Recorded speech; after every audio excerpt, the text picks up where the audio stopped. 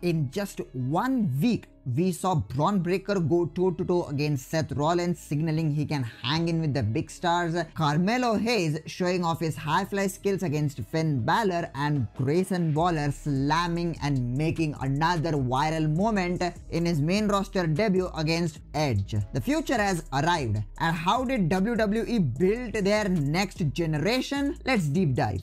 Michael Jordan was just 19 when Chicago Bulls signed him in 1984. He had one goal in mind: to win championships for the Chicago Bulls franchise, and the rest is history. In sports, the drafts are the main ways to identify the young talent. But in WWE, that's not the case. Yes, talent scouts go around the world, scout the best wrestlers or athletes as much as they can. But the wrestlers have to prove themselves either on the indie scene, which in itself is a tough road, or prove the coaches inside the WWE Performance Center. And now it's safe to say that the future WWE champions have arrived. The next generation has arrived. WWE built their Performance Center in 2013. For years, this Performance Center was home to Florida Championship Wrestling, better known as FCW. FCW managed to give us stars of today like Roman Reigns, Seth Rollins, Jon Moxley, Big E, Kofi Kingston, Xavier Woods, Sheamus, Sasha Banks, Paige, Charlotte Flair, Bayley, and the list goes on and on. The impact FCW has had on this generation is just spectacular.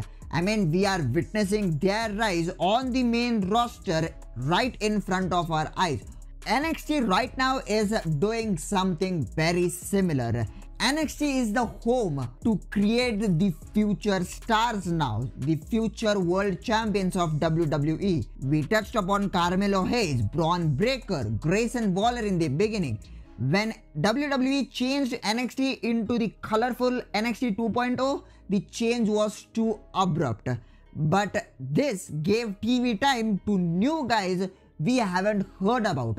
I think except Mandy Rose and Tommaso Ciampa, rest of the roster was brand new. NXT 2.0 just gave them the perfect platform. Slowly and gradually we became their fans. Bron Breakker impressed us all in his NXT title run, which was long, and when the time was right, WWE turned him heel, which helped us to witness the other side of Bron Breakker. Carmelo Hayes, on the other hand, was the opposite. He was a heel for the longest time, and WWE was really strategic with him and Bron Breakker. They made sure both of them didn't cross paths until it was time. Hayes became a babyface after his NXT title win, and Breakker, he turned heel. It was a smooth transition. Grayson Waller was one guy I thought he was way too cringy in his promos.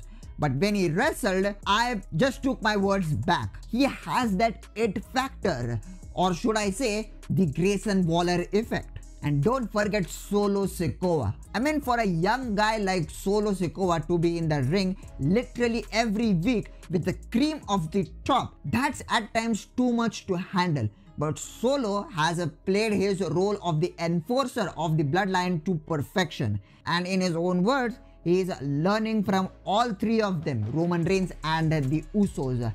And he has taken every advice to be in this position. He is by far the most successful wrestler to come up on the main roster in recent memory, even though he doesn't have any title wins to showcase that. Not in NXT and not on the main roster, but still successful. Don't forget the women in NXT. They have some massive potential as well. Roxane Perez had a really good run with the NXT title.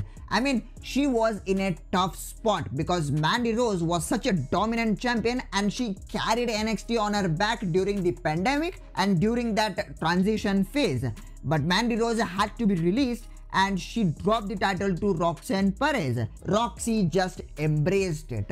And mind you, Roxane Perez is just 21. If she is so good at 21, imagine what a career she would be having. And the same goes with Cora Jade and Tiffany Straton as well.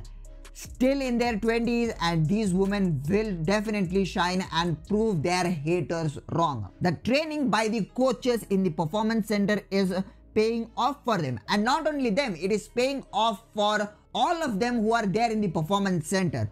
The WWE Next in Line program also deserves some credit.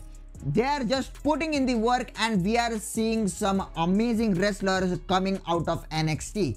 And now the future champions have arrived. Not only Bron Breakker, Carmelo Hayes, Grayson Waller, but there are many more waiting in line in that NXT roster we don't even know about.